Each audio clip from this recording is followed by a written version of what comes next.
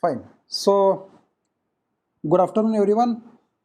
Let us start with the services provided by operating system for the users.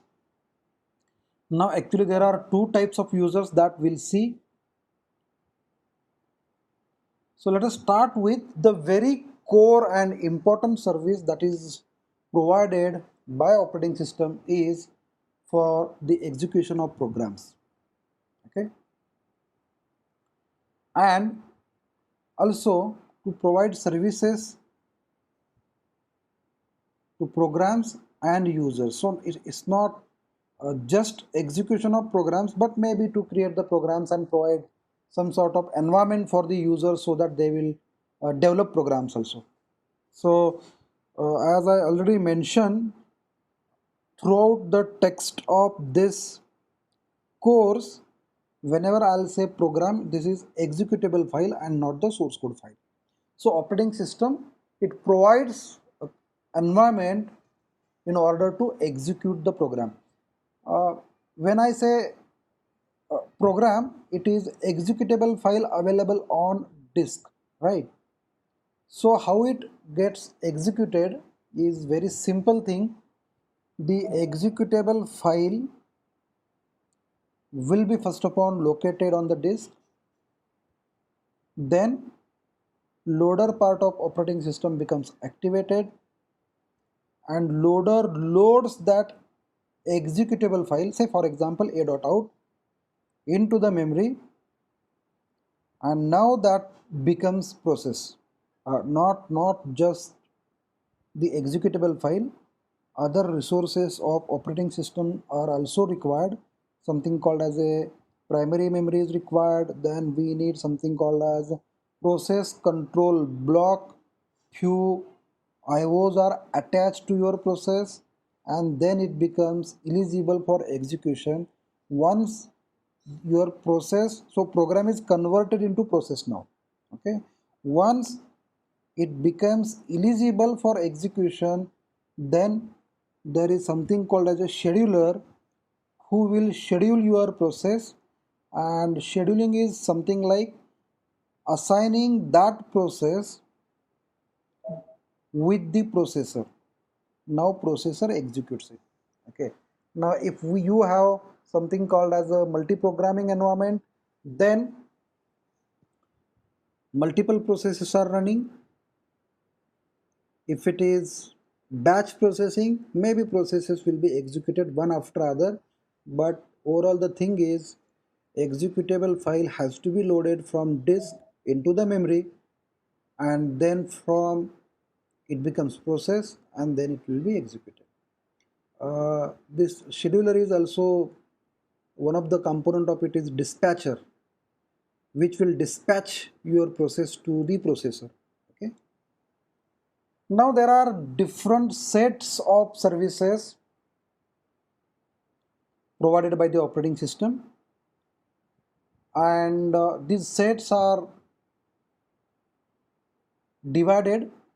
Like for example, very first set mentioned in front of you is the functions that are helpful to the user.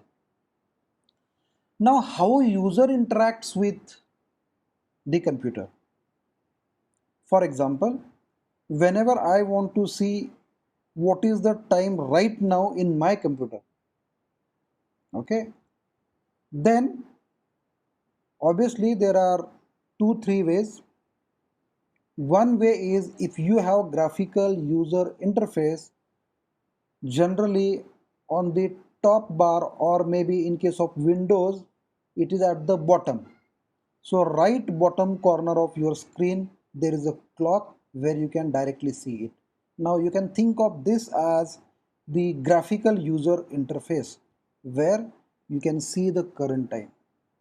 Another way of doing so is maybe you will open the terminal and you fire the command date. So if I say date command, if you press enter, you will get date and time both. So both thing will be, now see different ways. Now whatever the command interface is there, you can think of that as CLI. Okay, so that is command line interface or command language interface also. Both the words are used for that. Whereas whatever I mentioned, just you need to see on your desktop, that too at the bottom right corner, and you will find, of course that is in case of a Windows, you will find clock like utility there. And even maybe on desktop you have widgets where you can have clock like widget, which allows you to schedule different alarms, which allows you to see the calendar, which allows you to see the clock, uh, maybe in digital form, maybe in analog form. So that is a interface, you know. So user interface is one of the great service, I can say, provided by operating system, and that will be broadly classified in three, actually two, not three. One is the command line or command language interface, where user fires the command, fine. And second way is making use of graphical user interface. In short, we call it as a GUI. Now, part is also mentioned here, and that is the batch. So this batch is not separate thing, but you can think of that as this one. You can think of this batch is exactly similar like your command line interface. Only thing is multiple commands are grouped together to form a batch file. In Windows we call it as a batch file. In Linux this is called as a shell script file. Okay. Second set or second part group of function is program execution. I already mentioned that in order to execute the program, very first thing is you need to load the program. So loader, that is required. So reason behind this is very simple. Your processor do not know anything about your hard disk. Okay, so there's something called as a loader which will load the program from hard disk into the memory so that it will be executed. Okay, and then maybe you execute it. Maybe you need to end the execution of this, and this ending could be normally, abnormally. If it is abnormally, then it need to indicate the error through logs file, something like that. So it provides the environment for execution of the program. And third part is IO operations. Okay, where a running program may require some sort of input output. You think of something like 1,000 random numbers are stored in a file, and you need to perform the sum of all those 1,000 numbers, and these numbers are stored in a file. Maybe a user has given those numbers manually. Maybe another program we have written which will generate 5,000 random numbers, right? So now my program has to read it from file, do the summation, and display the result, and display result on say terminal, for example, whatever your standard output device is there. So now here reading something from file is basically IO, writing or displaying something on terminal is IO, and operating system has to manage these IO operations.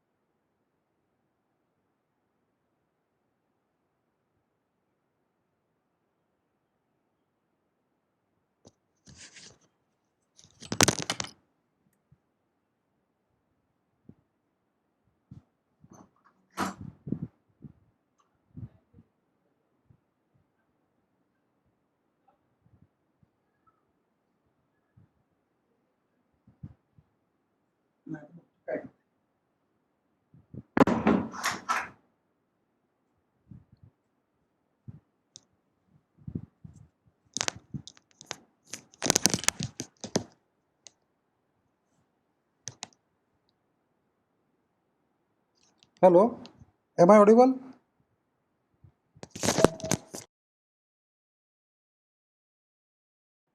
Hi, sir. Okay, actually, there was a power failure.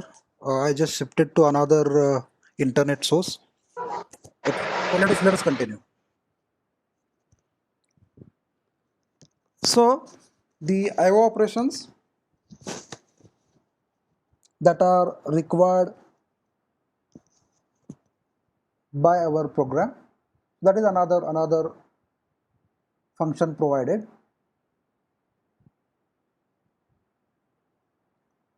Now, another set, which are the services of operating system that are helpful to the user, is file system manipulation, where whatever the files that are stored on disk, maybe that includes creation of file, then writing something to file, reading to the file, maybe organizing different files in hierarchical structure called as a directories, listing files, searching files, permissions, all that stuff, that is also handled by the operating system. Next thing is the communication, which is actually the exchange of information, maybe on the same computer between multiple processes, or maybe between processes on different computers. Okay, and whenever it is between different, like for example, whatever communication right now we are having, this service is also provided by the operating system. Now whatever the Cisco WebEx application on my computer, and few may be using on smartphone, few may be using on laptop, so these are actually all processes. Okay, and now processes are talking with each other, and now whatever this communication is happening, maybe we are listening with headphones, we are making use of mic, so that is all input output. So the communication is again one of the important function of operating system. Next one is error detection, where maybe errors are related to the hardware error, maybe because of some sort of input output. Okay, so whatever the errors are there in users program, uh, handling these errors, and because we are talking in terms of processes, maybe you call it as exceptions also. Okay, so all that has to be handled by the operating system. If there is error with one program, it should not hamper execution of other program. So the operating system has to ensure correct and consistent processing, and most of the time, in order to check whether our programs are correct or not, some sort of debugging facilities are also provided by the operating system. Debugging. Okay, so file system manipulation, inter-process communication, and error handling, this is another set of operating system services. Next, which is actually important for ensuring the efficient operation of the operating system itself, is related to resource sharing. So managing resources. Now, what are the resources? That is again important. Different resources for the operating system includes even our CPU cycles. CPU cycles is the time of the processor. So CPU cycle is one of the important resource. Then memory, main memory typically, so that is the primary memory or RAM, that is also a resource. Then we need to have file system or disk space, which is a file storage, and whatever the IO devices are there. Okay, so these are the types of resources, and whenever we have multiple programs running simultaneously, operating system has to manage the sharing of resources so that we'll get maximum throughput. Now few resources could be used serially, few could be used simultaneously. Very simple example, printer cannot be used simultaneously. Once one process has finished using it, then it has to be used by other. So that is a serial thing. Whereas CPU cycles, yes, it is possible. CPU will execute some task of this process. It may switch to next. It will execute there for a while. Again, it may move to the next, something like that. So here we can switch between the processes, whatever the resource is, without having any problem, which is not true in case of printer. So all that kind of stuff of allocating resources, again this resource allocation strategies should be such that it should not go into something called as a deadlock. You imagine something like two processes are there and two resources are required by both the process. Think like P1 is the process and P2 is the process. P1 want to use resource 1, say R1, R2, okay, and process 2 also needs some two resources, say R1, R2. Now what happened is resource 1 is allocated to process 1, resource 2 is allocated to process 2. Now process 1 is waiting for resource 2 and process 1 is waiting for resource 2 and process 2 is waiting for resource 1, and neither of the process can proceed. So this is the deadlock state. Operating system should not allocate resource in such a manner. Okay. Next part is accounting, and this accounting is basically to keep record of what are the resources used by whom and for how long.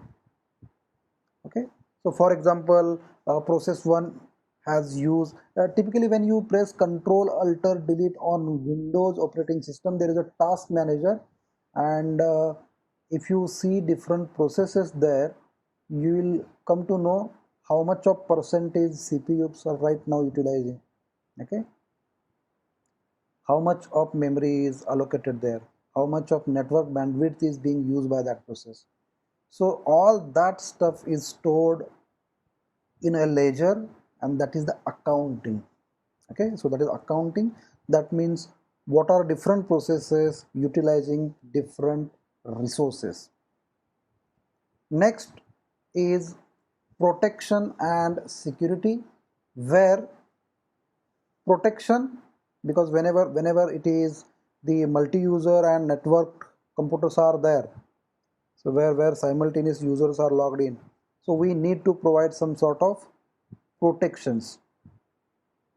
Meaning of that is the access to system resource should be in controlled manner. And when you say the security, that means you need to think of authentication. Say for example, user 1 is logged in there, user 1 should not get access to the files of user 2, something like that. So that is a security. So the protection and security is another set of functions provided as a services by the operating system. So the overall view of the operating system services, whatever we discussed till now, everything is given in this single slide. At the bottom we have a hardware, so this one is the hardware. Okay, then on top of hardware, operating system is there. So this is the interface between the user, and users are on the top. So here users and system programs will be there. Fine. Now users can access the hardware through operating system, and now when we want to talk specifically which part of operating system, it is the user interfaces.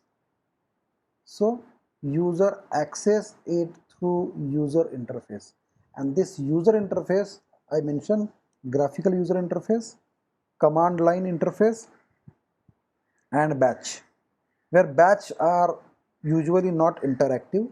We submit the job and we just leave from there.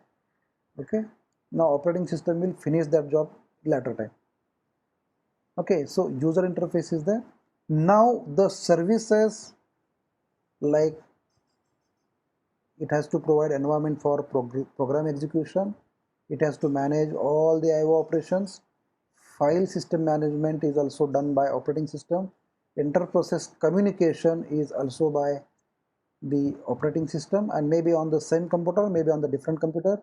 Then resource allocation, this is one thing. Error detection, that also we saw. Okay, error detection and maybe debugger kind of things are provided there. And last part we discussed is protection and security. Okay, and when we talk about resources, which process use how much resources, that ledger has to be again mentioned by maintained by the operating system. That part is called as accounting. Okay, so there are total 8 services: provide environment for program execution, manage the IO operations, file system management, inter-process communication, resource allocation and sharing, accounting information, error detection, debugging, and protection and security. These are the services provided by the operating system. Any doubt in this? Do you have any question on this?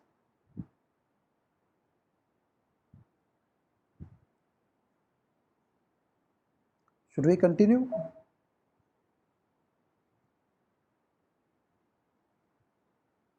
So let us move to next page. Now here we'll talk about the interface provided. So very first part of interface is CLI, which is the command interpreter or command line interface, which allows you to direct enter the command. Now on Windows operating system, I think if you click on start button and maybe type the command cmd, and then you get the command prompt, right? So that command prompt allows you to enter the commands. Exactly similar manner on Linux, Unix, even on Mac OS, there is something called as a terminal. When you start the terminal process, inside it there is a shell. The most popular shell is bash, even zsh is also there. And now that shell, that is also mentioned here. See, multiple flavors of shell are available, and these shells are let me check if I can type it here. Yes, there is something called as a sh. I think I need to change the color. Yes, there is something called as a sh shell is there. Then is it visible? I think it is bit small. Or what I'll do is,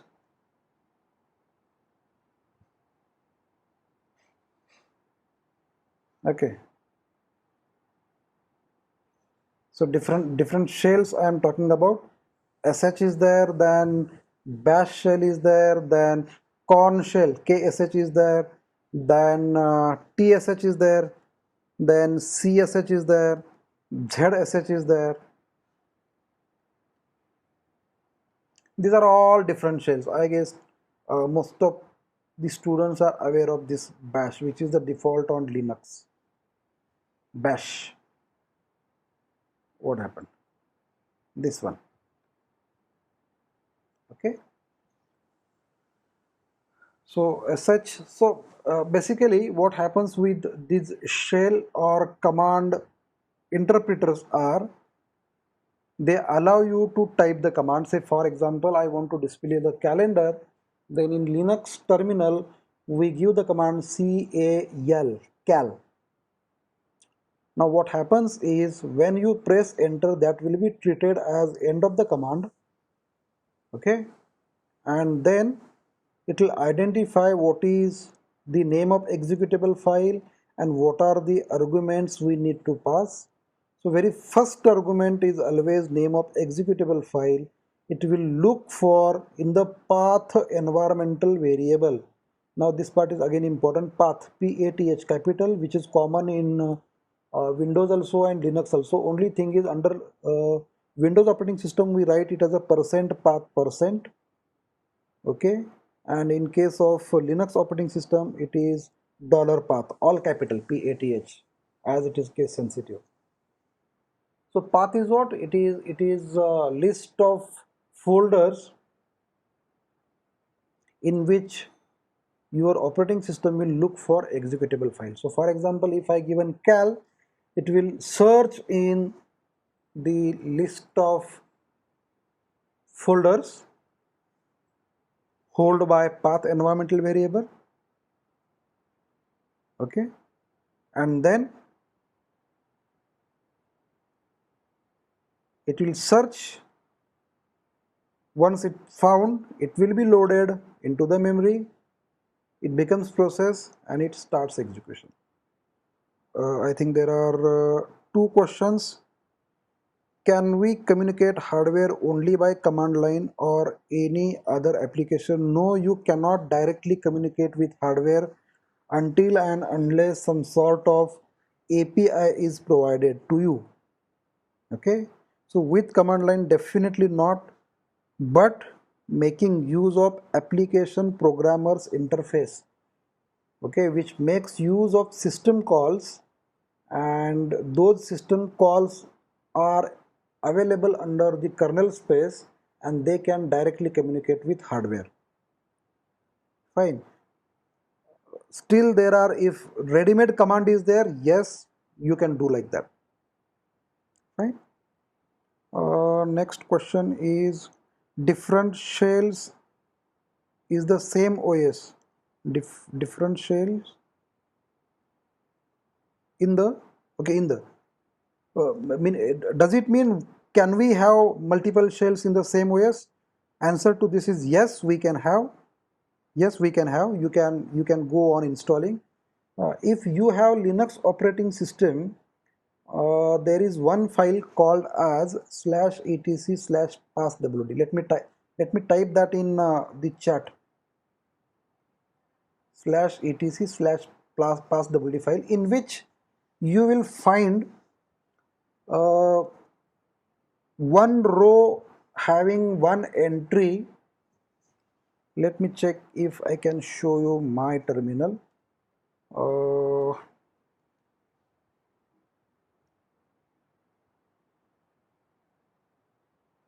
yes, it is also there, but so many. Just a minute, let me share the terminal.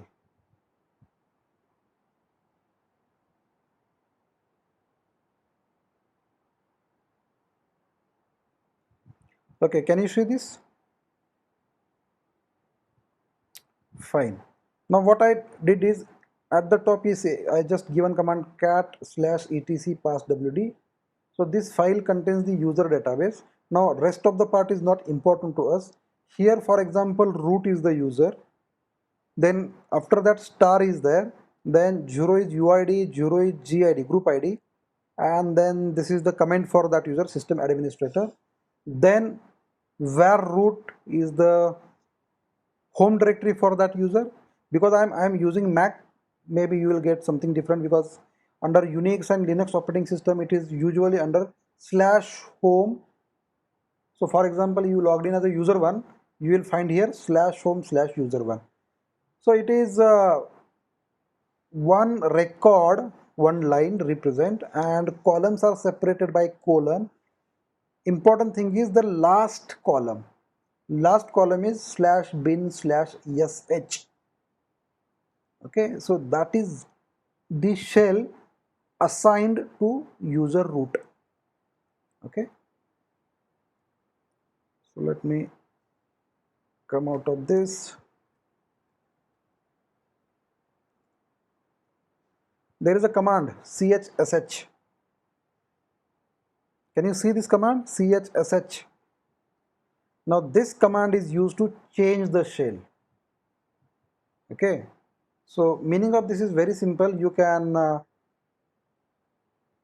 install multiple shells, and even you can use any shell as you wish. So chsh is the call function for that, or I can say command for that. Okay, so now coming to the next. Primarily, it fetches a command from the user and executes it. Sometimes commands are built in, sometimes just names of the programs. In Linux operating system, they are just names of the program. They are just executable files. Okay. So if you write your program, you give some name to your program and copy your program into one of the folder of path environmental variable. Whatever the name you selected, that becomes a command in case of a Linux operating system. Okay. So this is the command language or command line interface. This is one way of user interface.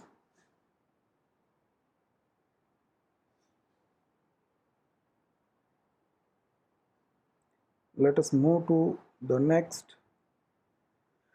This is just example of a shell, just I shown you. Next thing is graphical user interface. I don't think I need to talk on this. Just have a look at the slide. There is something called as a desktop, then folders are there, mouse, left click, right click, scroll up, scroll down. That is the way of interacting with the graphical user. We have something called drag and drop, right click for context menu.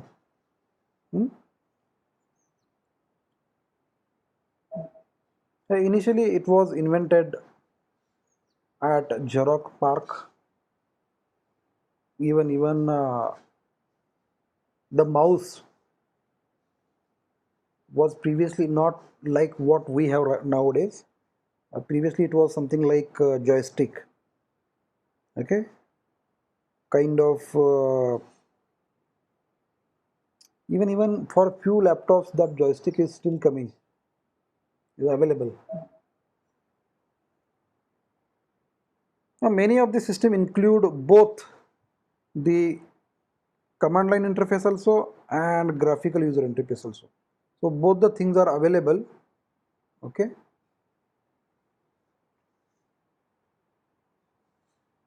Just CLI is called as a terminal, like Microsoft Windows is GUI with CLI called as command shell. Apple's Mac OS is Aqua, that is the name of their graphical user interface. Whereas in case of Unix and Linux, they have GUI interfaces, something like KDE, GNOME, CD, something like that.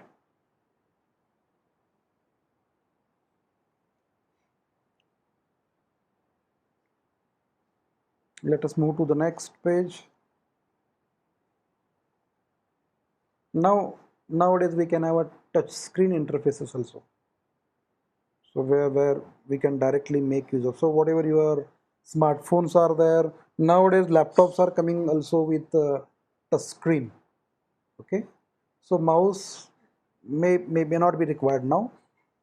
Just whatever the gestures you make use of with your fingertip, fine, you can go with that. Whenever you want to type something, yes, virtual keyboard is there. A very good example I can say is the smart boards we are using in the classroom, right? The interface for that is touchscreen.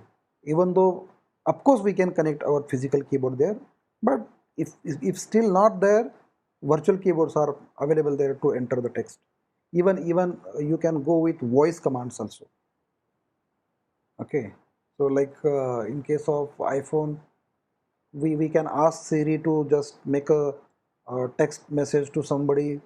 You can even in case of Androids, there is something called as OK Google, right? So that is used to give the commands. No need to type anything. So that is the modern interfaces are also available. Now second part is system calls. Let me give one simple example here. Suppose you want to write something in the file.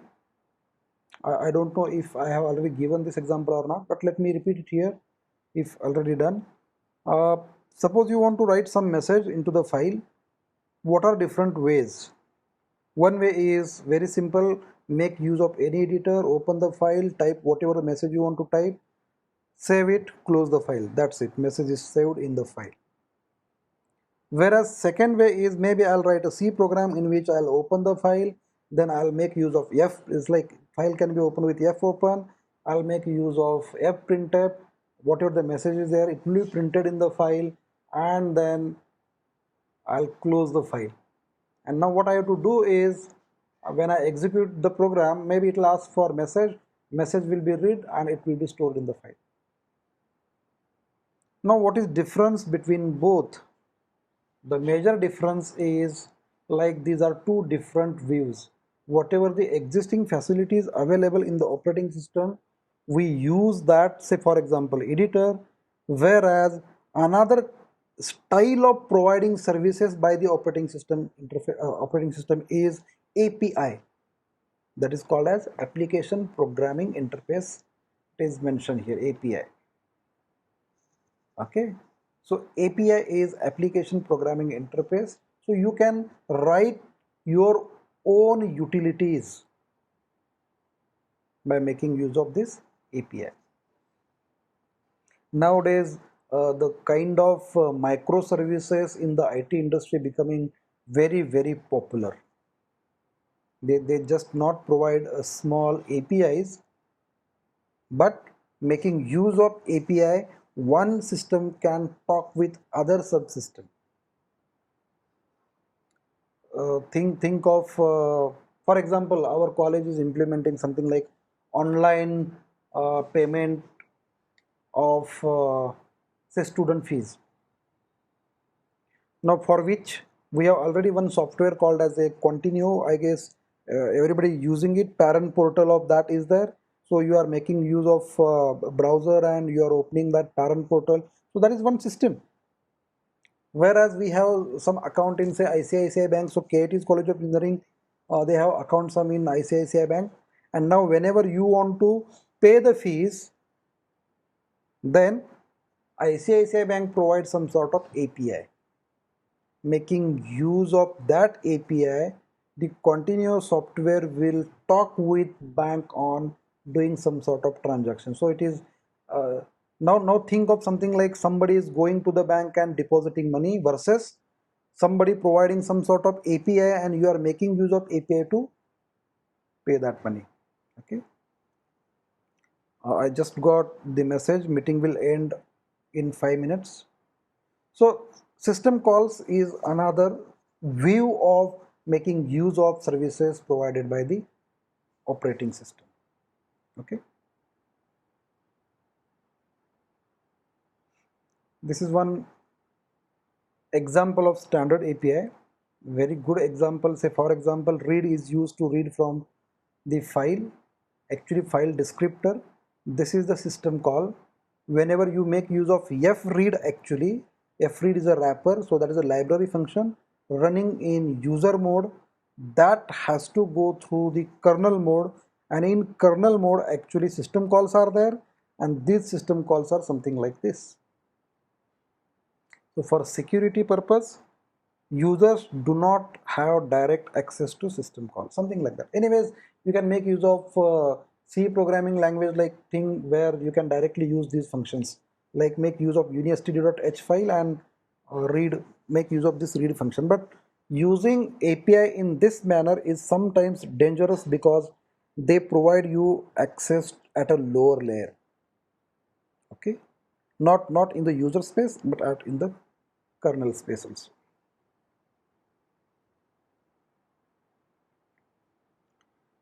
Now how system calls are implemented, this thing is very important. Like interrupts have their unique numbers, system calls are also indexed according to their numbers, and these system calls will be loaded with the operating system into the memory.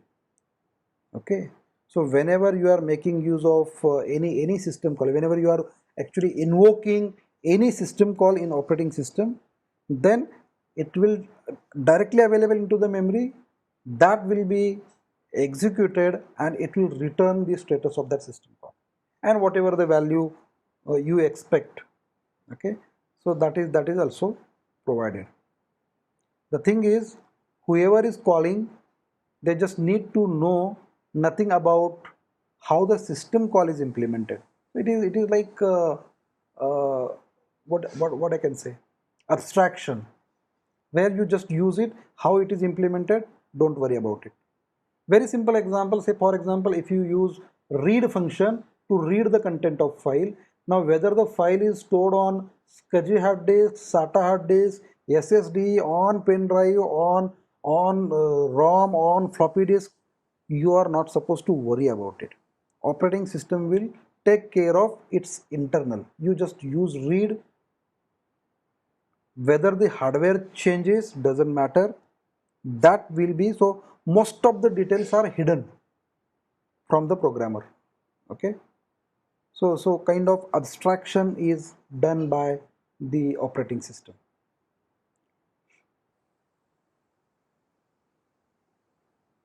The relationship between API and the system call is something like this. User application is there which makes use of the API, that is a system call, then system call interface. Now these are the index, as I mentioned, that will be mapped to some number, and at that number we have implementation of that system call. So that function will be executed and it will return the result, and then you are going back to user. Remember, you are switching between user mode and the kernel mode. Kernel mode is privileged mode which directly have access to hardware. User mode is less privileged mode where privileges are not to access the hardware directly. Okay, so that is the relationship between the API, or you can say library function, and the system call. Here you can think of fopen also. So fopen internally will call open only. Okay, now next part is the types of kernels, but because of just 1 minute I guess is remaining, so maybe we'll discuss that in next lecture. Right now, if you have any question, we'll take the question.